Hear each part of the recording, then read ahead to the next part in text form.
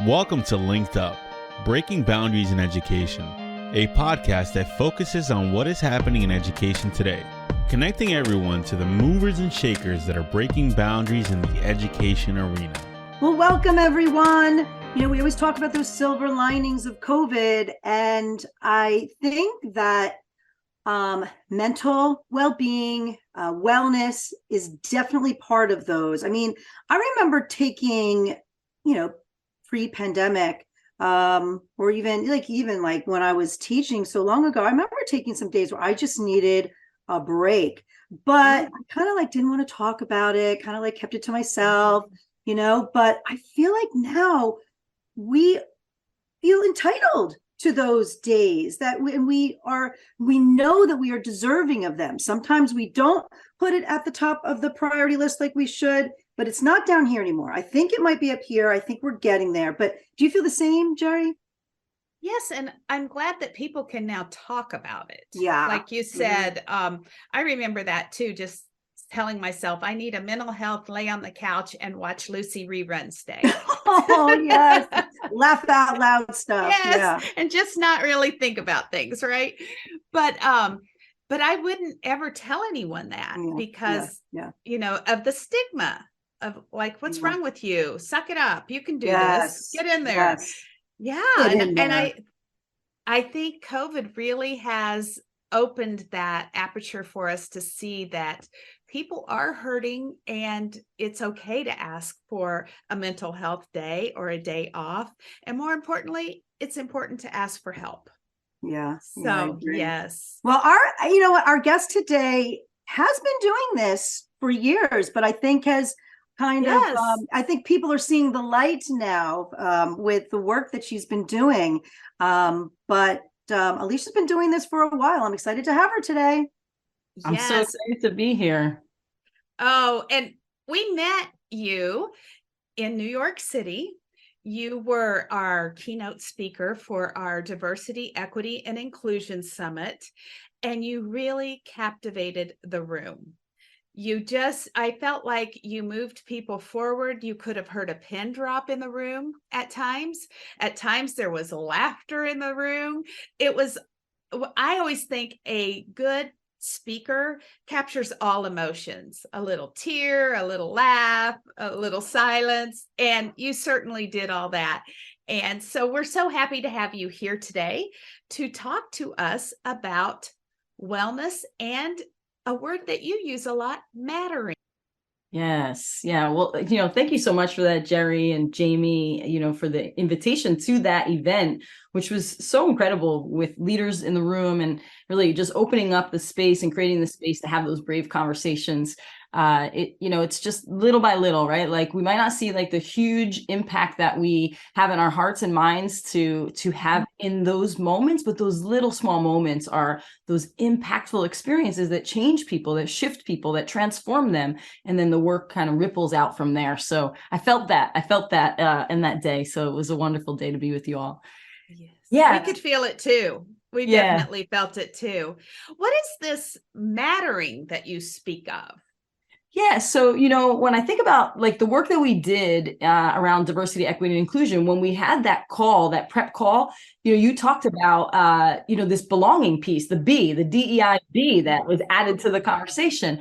And it's so important, it's so important that there is that sense of belonging. But I think that there's another layer underneath we peel back those layers of the onion. And I think there's another layer beyond belonging. And so the way that I think about it is, we talk about inclusion, right? And inclusion has to happen with intention, right? So in the scope of DEI-B, diversity doesn't equal inclusion. Diversity is just the presence of differences. Inclusion is intentionally accepting and celebrating those differences, right? So diversity doesn't equal inclusion. Now we move from inclusion to belonging, and you think, well, inclusion doesn't really equal belonging either, because I could try to be inclusive and unintentionally people can leave and not feel like they belong, right? I could miss the mark. My intention might not match my impact. So I could be intentionally inclusive, but yet still miss the mark. And I shared a story there to, bring that to life at the conference.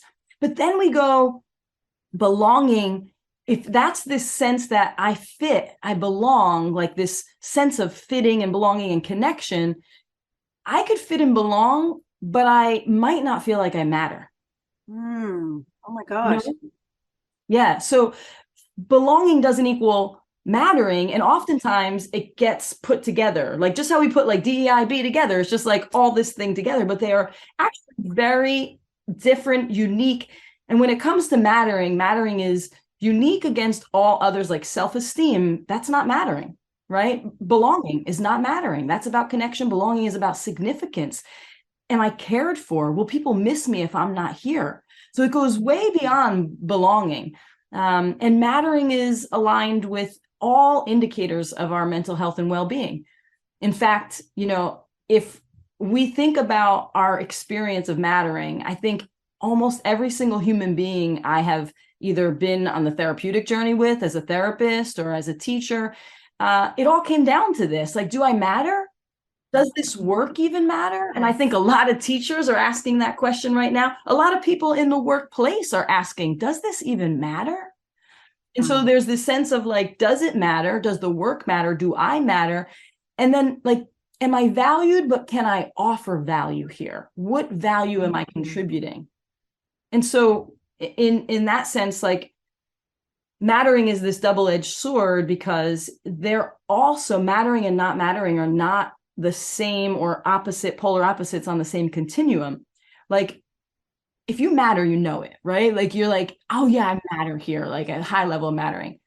If you don't matter, you know that too. Right. And when you don't matter, or this sense of Gordon Flett, he introduced this concept of anti-mattering, where you feel like people are actively working against you mattering in the world, right? And so we see that in lots of places, marginalized folks across society, right? Like so many anti-LGBTQ bills out there right now, like this sense of like people are actively working toward me not mattering in the world. And when that happens, that's a matter of, I'm not only going to burn myself down, but I'm going to burn everyone around me down. Right. There's a proverb, an African proverb, and it says, the child not embraced by the village will burn it down to feel its heat or its warmth. The child not embraced by the village will burn it down to feel its warmth. And I think when we see young people or adults, I mean, let's be honest, right? Like young people or adults acting in these ways that are just like illogical and divisive, like we have to think about where does this person feel like they matter in the world? Right. Well, look at the root cause, right? So what is the root cause? Like, why is this happening? There's a reason this is happening. And it all comes down to Maslow in the end, I guess, too. But I feel like you are totally right. Like, that's why in some cases we see and absolutely adults. But if we're talking about the classroom, we're looking at students who might be misbehaving. Why are they doing this? Why are they it's almost like they're self-sabotaging, but they want to feel that warmth. Yeah. And we'll do anything as human beings. I mean, we'll do anything to feel that warmth. We'll do anything to feel that connection, even if it's, even if it's behaviors that are harmful and destructive. And that's oftentimes where we see that destructive and harmful behavior. Alisha, this is reminding me of all of the cases that we hear in these mass killings. You almost always hear something about this mattering piece. Oh, yeah. The person didn't feel like they mattered, or, they didn't have friends or whatever. And so this really kind of brings that up as well. It sure does. And I think about that, all of the school shooting stories we've heard. I can't help but think, what happened in that experience at that school that had that person come back and want to cause such, devastating harm? And it always comes back to that. If you feel like you matter someplace, you don't come back and shoot the place up. And it's often like there's a misconception that this is always about mental health, right? Like that this is like, oh, there's this overarching mental health problem. There's a mattering problem in our world, that contributes to mental health. Yeah. I like this new twist you're putting on it because it's really pushing my thinking. Yes. Well, Yes. great. So it's It's DEIBM. DEI. Let's Yeah. We're just gonna keep adding on. just keep adding on the letters, right? But I think it's, it's our evolution of understanding and experience that like leads us to deeper thinking and deeper exploration. So yeah, I mean, if it just ends at like this DEI, right? Or then DEIB, it's like, well, what else is there? It kind of stops that curiosity of like, hey, where else, what else is here? What's the deeper meaning? And I'm an existentialist at heart. So it's always about what's the deeper meaning? What's the, Right. Yes. Yeah. Well, Yeah. how can we create spaces, places, schools where people do feel they matter? Or can we create those spaces? Absolutely, 100% we can. And so the thing about like the toxic stress and the levels of trauma that people are experiencing, I think that feels overwhelming sometimes to think, well, what can we do about it? But when we talk about, this like low hanging fruit, it excites people to say like, oh, I could make a difference. Like I could do something about this. And to me, it's in these everyday moments of interaction and engagement where mattering is our mission. If I show up into this podcast and I say, it's my mission to make this, you feel like you matter, right? And the work that you're doing here and this podcast is valuable. Well, then that's an intentionality that I bring to this. And every situation I can engage people in that way. And I think it's small acts. It's really like these small acts of kindness, not to like minimize it, but it is about really caring and the collective care of each other and seeing that like when we have this collective care of each other, then it gives me the foundation to care for myself. Right. So self-care doesn't feel like a burden on people's shoulders to address a toxic system, a broken system. It really is about, we've created a culture of caring for each other that gives me now a platform and a foundation to prioritize myself too. Yeah. That makes a lot of sense. I mean, I feel like also when it's that mask that you put on the plane, right? You got to put the whatever that thing is called on first, right? And so when you're always trying to care for others, then you're not considering yourself. But when you have the support of this village, of the community, right, then you have a little bit more power to do that for not just others, but also yourself as well. And it's symbiotic, right? The more that you are caring for yourself, the better you can care for others and what matters. Yeah. And like mattering, not only the person who's on the receiving end of this care and intentional acts, but the person who's giving that also gets the benefit. We want to naturally care for each other. We get a lift, by taking care of others. That's just how we are built as human beings. So there's that reciprocity there. But I love that concept of the mask, right? Because I talk about this when I talk to educators about and folks in the workplace about their well-being. And I say, I want to like just clear up some things about that mask, because when that mask comes out of the ceiling, like I don't know if we're allowed to curse on here, but like that stuff is going down, like we are going down. So the time to put the mask on is not only in those emergent situations.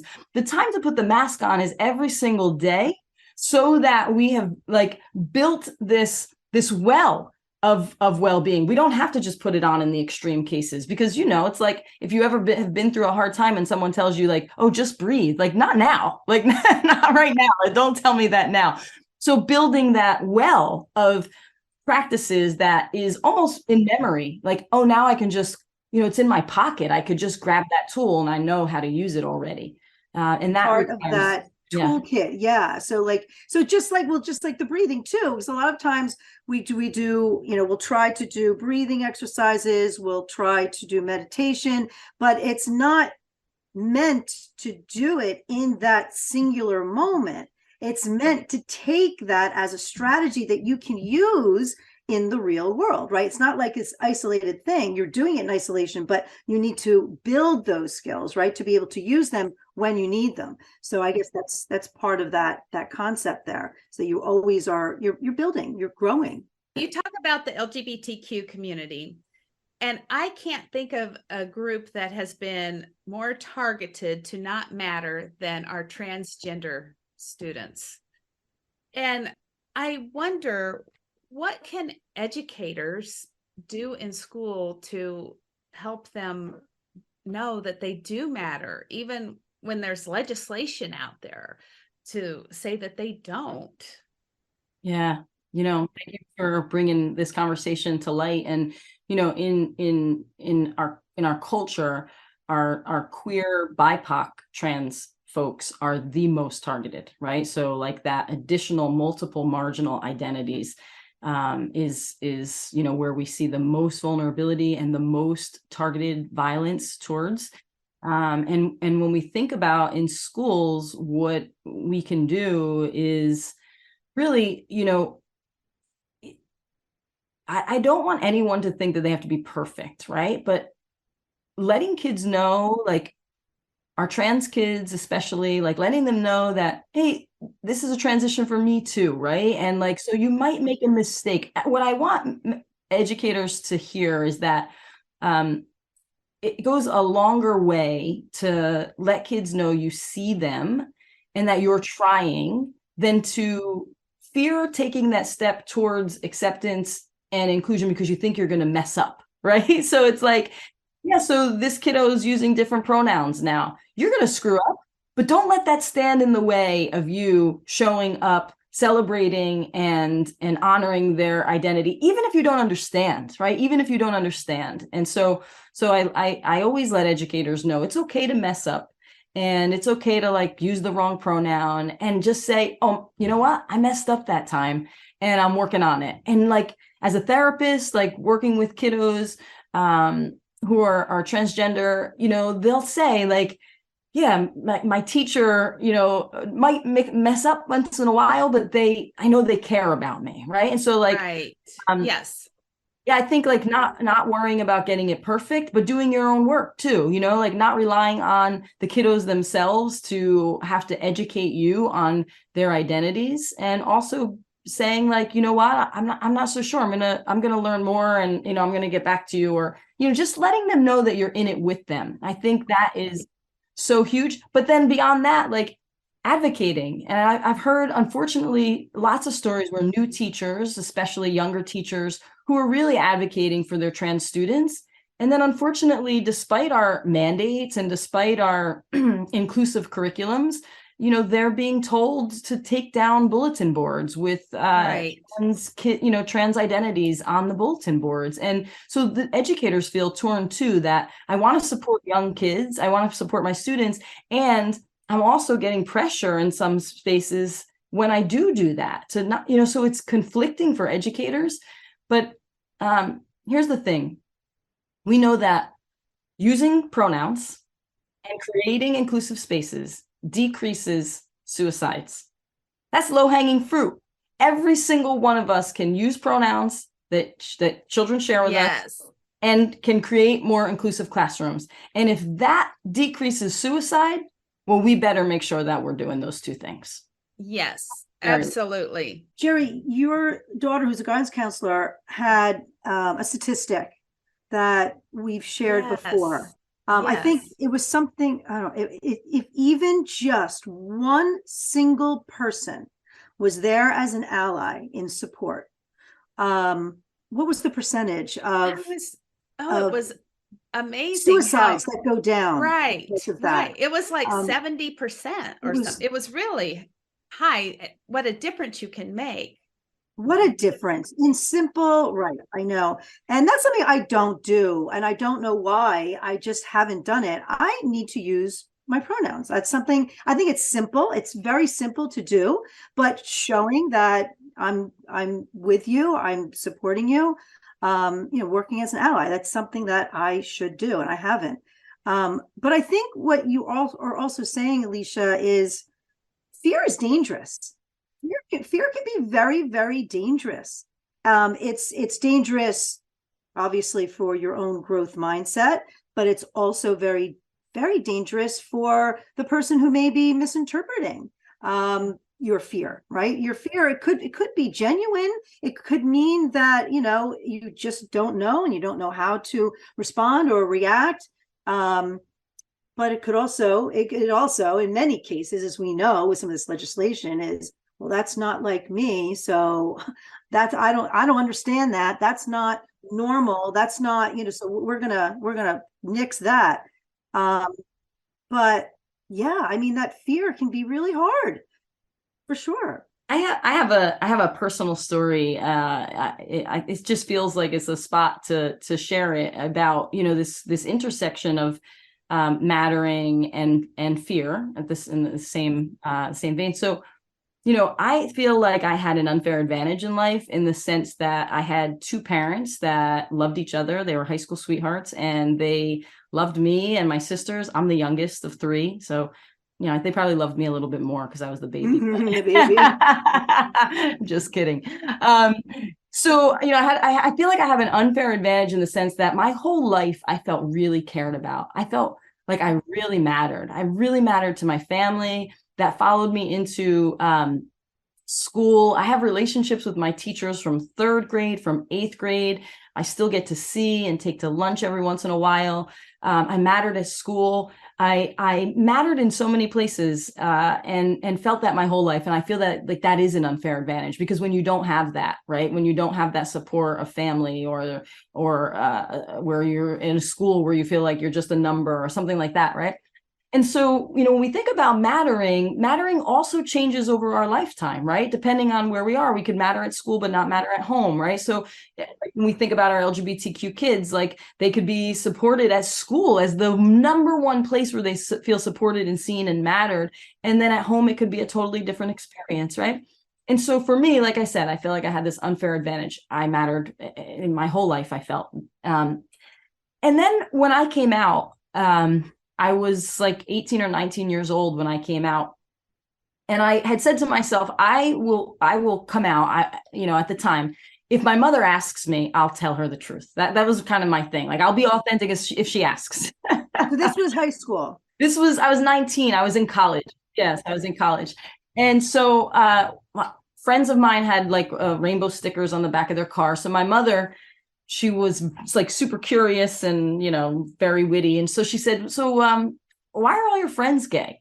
And I said, I was a little bit of a wise person too. So I was like, well, that's just who they are. That's, and so, but I could feel like bubbling up inside of me, this fear of like stepping into my truth. And if it was going to change how much I mattered to my mother. I could remember this moment. And so the very next question that my mother asked was, well, does that mean you're gay? And then all of a sudden I stiffened up and I just, this was that moment. And it was time. I could feel like even my fingers were like tingling, went a little numb for the fear of this exposure of my true self. And so I said 2 words, I am. Well, actually, first I said, because this didn't go over so well. I said, well, just because my friends are gay doesn't mean I'm gay. Oh, okay. My mother wasn't so happy with my response there. But then I said, but I am. And my experience coming out was very difficult. My mom did not take that information very well. I was shocked by it because, like I said, she just was. You thought she would take it better? I did.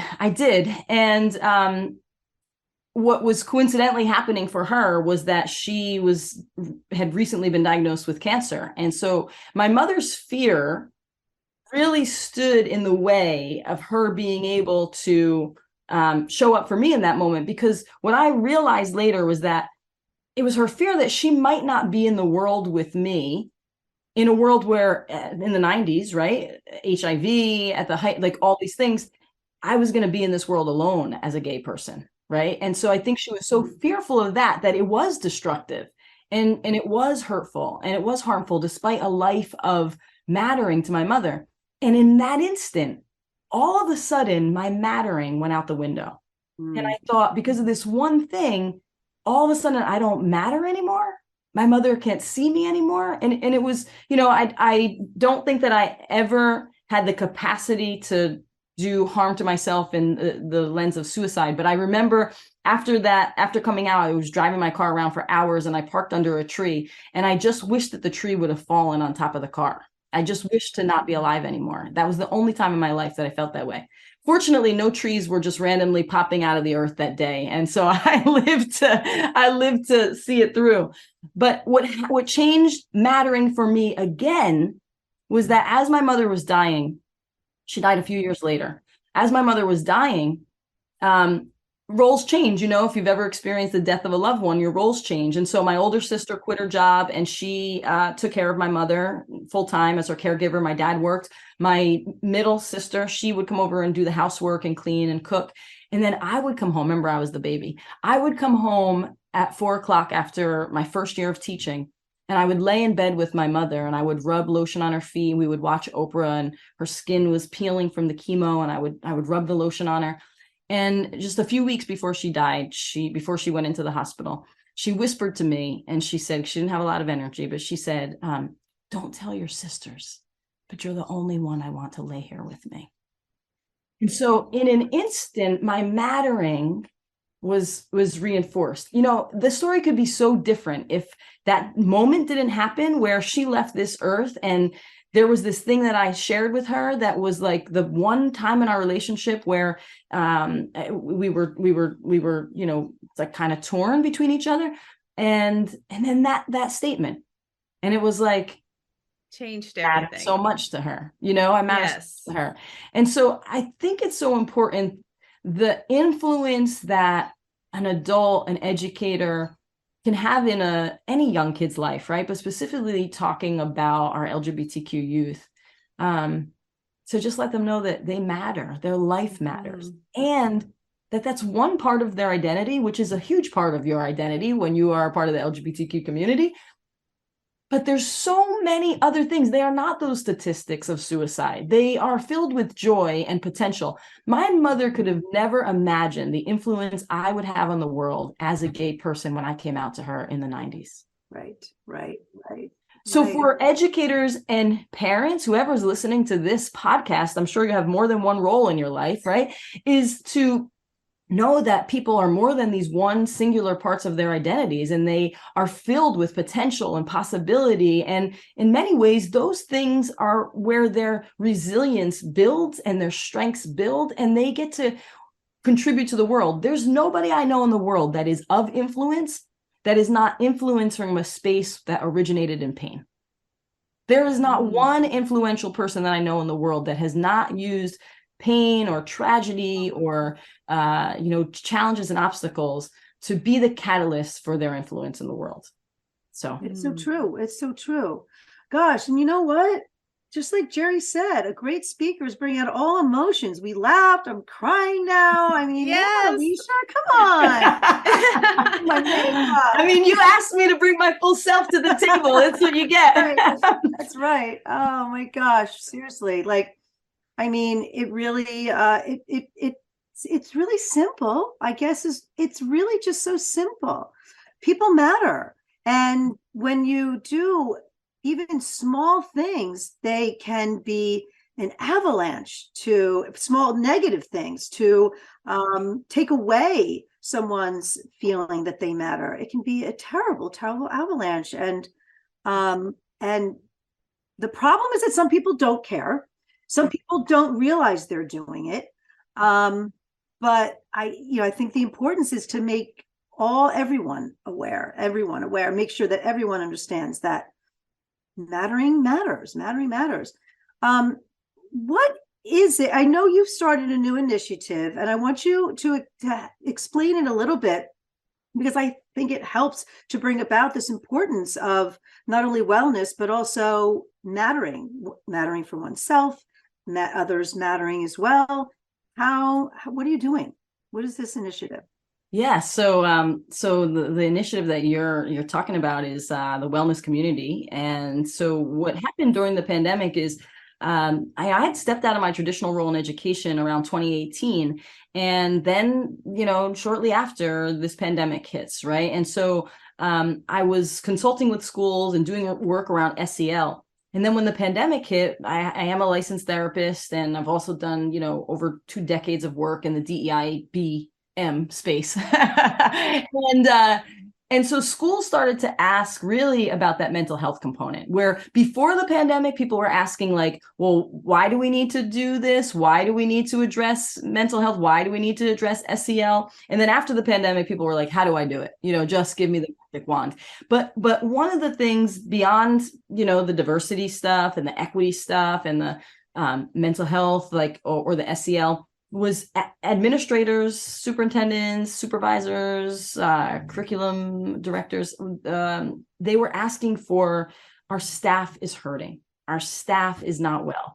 And we really want to take care of them. And they felt like no matter what they did, they were falling short, or that they just didn't have the tools, or quite honestly, the curiosity, not the curiosity, but the creativity to create something really comprehensive for educators to be able to lean on through these difficult times. I mean, they were also challenged as administrators. They weren't, immune to the impacts of this pandemic. Right. And so I had a referral to do some work in the corporate space. And it was a workplace wellness initiative, a summit. And I was their keynote speaker. And I started to do my research in the workplace because I, had always worked in education. And I started to wonder, like, why isn't there anything accessible to educators like they have in corporate, where there are workplace wellness like plans and programs and initiatives that you don't have to go through your HR to get to, or you don't have to like tap into your benefits, because half of us don't even really know what our benefits include, right? And so like, how can we get something that's really impactful, really transformational in the hands of people at all times, whenever they need it? And so I created a wellness platform, and that platform consists of lots of opportunities for educators across the state, but beyond New Jersey, to come together on a site where they are supported, where they feel like they are within, like, right, that community sense that like, I'm not in this alone.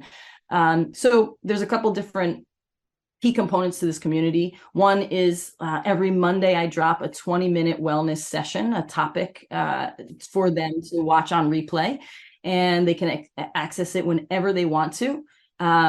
They also have, at the end of the month, a wellness challenge. So people can jump onto that challenge at the end of the month and really start to build those habits and apply those habits that they've learned over the month to their life, put them in action and try them out in this like 5-day challenge. And we were going live for a little while, but we did a survey and folks were saying it's really hard to get there live, but we would watch on replay. So we were doing some community coaching so people could come online and just get some coaching in real time from me. And of course, it's not therapy. I am a therapist, but it's not therapy. And so the place that surprised me, but it shouldn't have surprised me, that is most active on the community is a library of wellness habits. So there's recorded breathing practices, there's recorded meditations, there's recorded visualizations. And then I started to call on people who are in the education space that also love these wellness practices, and we recorded them. So we had a principal's assistant do a Zumba session. She's a Zumba teacher in a Monmouth County school. We had a teacher's aide in an autism program who has a side business of a fitness coach, but through a trauma-informed lens. She did a session for us. We did Qigong on there. And so what's happening is, where educators are not coming to the large discussion area to talk, because educators are a little guarded, they've been beaten down a bit. So they are reluctant to like put their full selves out there in front of their peers, even, unfortunately. And so, but what they're doing is they're going into the wellness practices in between classes, and then they're posting how much this helped me around the holidays, where I just felt like I couldn't even take a deep breath. And then I jumped in and did this 2-minute breathing practice. And so there's so much activity in this one area that I didn't see coming. I didn't expect that they would be active there. But yeah, for me, I've always been a systems change person. So it's like, what can I do to shift and transform this system for the better? And I think this is my contribution. Well, Alisha, is this only for New Jersey educators, or this site? No, No, not at all. It's accessible to any educator, and it is specific to educators right now, the community. So it's only educators or school leaders, but it's open to anybody that is in the education field. And that includes the secretaries and the custodians and all the people that contribute to, kids excelling socially and academically in a school setting. So Sure. yeah. Open And to how do they get to all these resources? yeah, I can't wait to check them out. Oh, thanks so much. So generally what happens right now is a school administrator will say, hey, I heard about this and want to know more. And so they'll put in a request, and we'll get on a call and we'll talk about how many folks they have, what have they done so far to support it, because it's, this is not just like one of those things that you just say like, oh, we checked the box, we got this thing for our folks, but we didn't really like create the culture around it. So we do that call. And then they buy a package for access for all of their employees. So my thing was, I don't want to make a dollar on the backs of teachers. I want to make sure that the resources are within the system. And so the schools buy the package of access for their staff members. And then they wrap like the excitement on the ground in the school building around it and build it up from there. Although we do have an opportunity for people to join in as a membership as an individual. So if people, are a part of school systems that have not bought into this idea or offered it to their community, they can come in as a subscription level individually. But I do not have one person in a school right now that is at the subscription level, because I think it's important that it's accessible to all educators. So yeah, that's the way that folks get in. So if there are school leaders listening, and that's something that they are interested in, my suggestion is like we talk about how this becomes a cultural shift, not just like a one-off thing that we buy, people don't access. So yeah, the culture is what's so important, that building this as a culture, so that and it also shows that the administrative team feels that each individual teacher matters. And when teachers are able to, as we talked about before, help themselves through this culture of wellness that you've built, this community, they are right there for their kids and able to help their families, right? Because as you mentioned, everyone plays a different role, themselves, their families, but also ultimately we want to be supporting our students in the best possible way, in the best ourselves we can be. Yeah. I think the best way forward from this space is through the like collective efficacy of us as a whole, whether that be in a school or society, but also looking at making sure that beyond like the collective efficacy, it's like that this isn't something that teachers have to just like find the extra time to do now. It also requires like, taking some things away and saying, we're going to make space for this, because the schools that have had the best participation in the wellness community, they have carved out time for people, to make sure this is your time for wellness. You can go on the app, you can take a walk around the building, but it's carved out, it's intentional for them. So really like that collective efficacy, but not feeling like it's one more thing on teachers' shoulders. Right. Yes, that's critical. And there's so many educators that will say like, when, oftentimes my first point of entry into a school is through like a keynote or something like that. Right. And I think that's a great setup for the community, because it's like, let's bring them together, let's have them feel that energy, and then say, here's how you can ongoingly, get this support. But I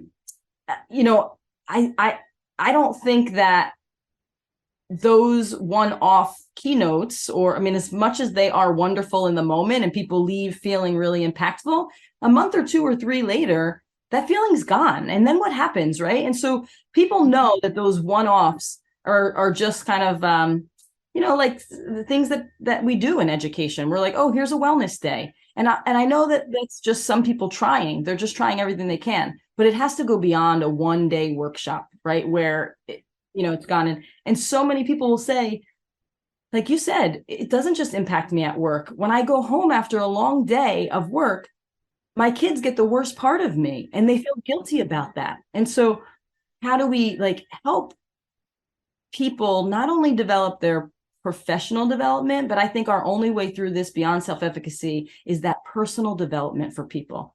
We have not centered that in education. Our pre-service has not centered that. And if we're asking people to be in position to lead and influence, well, we have got to work on their personal development, their habits, their mindsets, as much as we do the content that they teach. So that's a good point. We think about, just as you said, when we do professional development, we know that the best professional development is not that, which is the one-off, or I used to call it drive-by, but I'm trying not to use violent terms anymore. But yeah, I mean, like, just kind of like, just one and done, in and out, whenever I used to do those, I thought, oh gosh, okay, fine, I'll do that. But you kind of go in, you do this thing, and everyone gets excited, and you're like, okay, good luck, bye-bye. And then, are they going to do it again? I have no idea. But when I go into schools for an entire year or 3 years or whatever, that first of all, teachers know that it matters, right? They know it matters. They know there's an investment there.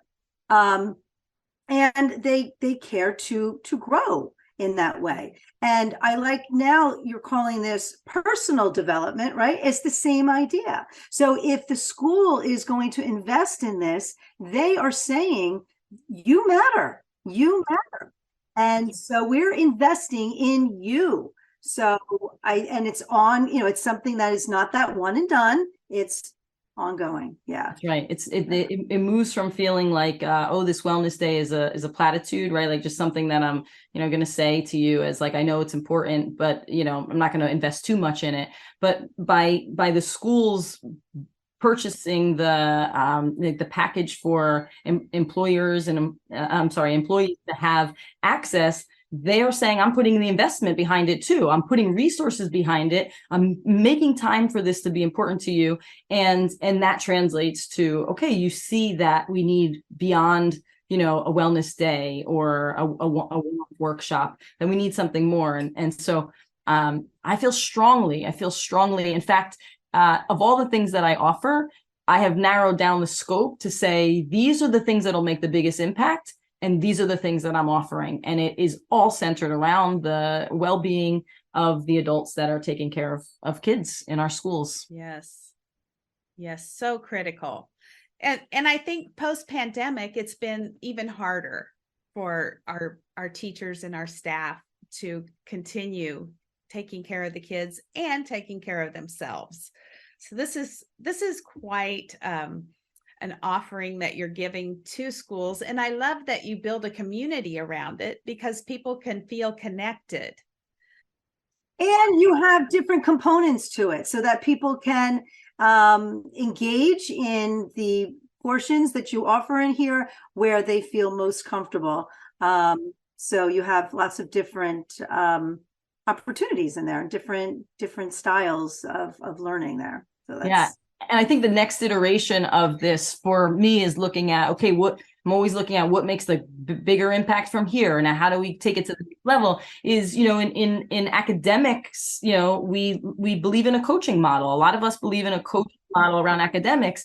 And I think that's the next iteration for this community that's being built out for next year, is a coaching model where now we can bring cohorts of people together and do a deeper dive, right? So some of our most active folks in the community will do a beta round with them and see how it feels, if what changed for them, and then roll that out next year and say, really that everybody needs a good coach. Like the people who, like if you've ever been influenced by someone in your life, they probably coached you along the way and showed you, new ways of thinking and behaving and acting. And so I think a coaching model, but starting with a coaching model for leaders, because let's not forget like the difficulty that they are experiencing right now as well. Just being a leader where people look to you for answers, and being in a time with so much uncertainty and holding tension between schools that used to be and the schools that have not been created yet.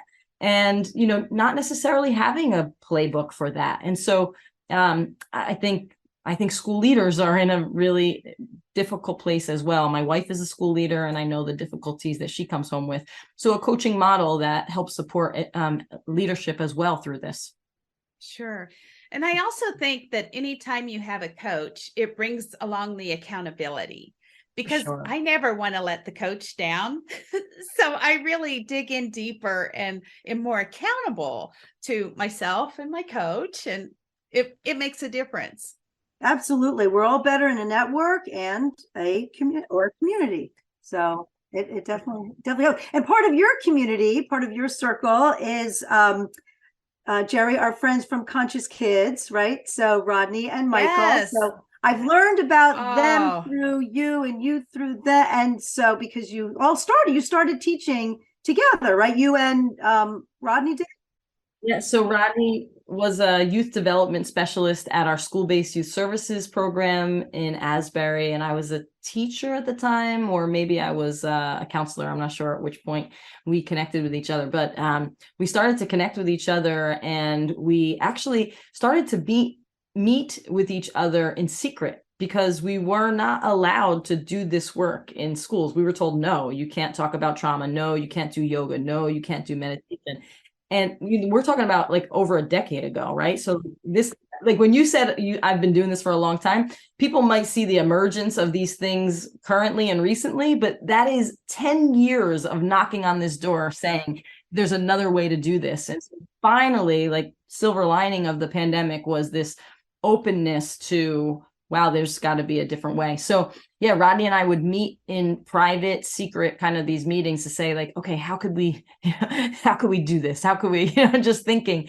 And then we started just working in small groups of kids. And eventually that turned into a pilot at the high school. And from that pilot, there was a reduction in discipline by over 60%. Those kiddos that participated in working with us and us working with their teachers were never again on the radar for discipline again. But we also saw that academics improved. So in classrooms where teachers were taking on with fidelity, introducing the practices of breath work before tests or things like that, and being intentional about that relationship with those kiddos, they saw 3 years of growth in 1 year academically. And so that turned into a district-wide initiative where we created wellness rooms in every single building and wellness rooms for adults. It was there were so many layers to it, really comprehensive, a shift in policy, discipline policy that was restorative versus, I used to be the SAC, the substance abuse counselor. And when a kid was tested positive for being under the influence in the building, they would go home for 5 days in suspension. So what if you're smoking pot in school, like if you're smoking weed in school and you get 5 days off, what do you think they're going to do? They're not doing their math homework,